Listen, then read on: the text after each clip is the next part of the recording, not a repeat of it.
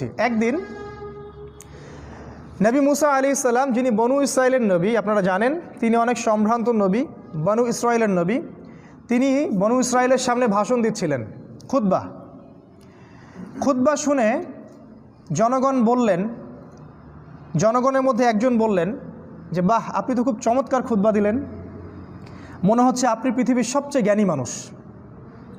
মুসা আলাইহিস সালাম বললেন, হ্যাঁ আমি পৃথিবীর সবচেয়ে জ্ঞানী মানুষ। কি বললেন? হ্যাঁ আমি পৃথিবীর সবচেয়ে জ্ঞানী মানুষ। তিনি বলতে ভুলে গেলেন যে আল্লাহ সবচেয়ে ভালো জানেন কে পৃথিবীর সবচেয়ে জ্ঞানী মানুষ। সূরা কাহফ নাজিলের একটা ঘটনা আছে, আপনাদেরকে বলিনি। সেটা হলো, কিছু মানুষ এসেছিল রাসূলের কাছে, আমাদের নবীর কাছে, এসে বলেছিল, তুমি যদি সত্য নবী হয়ে থাকো তাহলে বলো দেখি জুলকারনাইন বাদশার কি হয়েছিল। হে মুহাম্মদ, তুমি যদি সত্য নবী হয়ে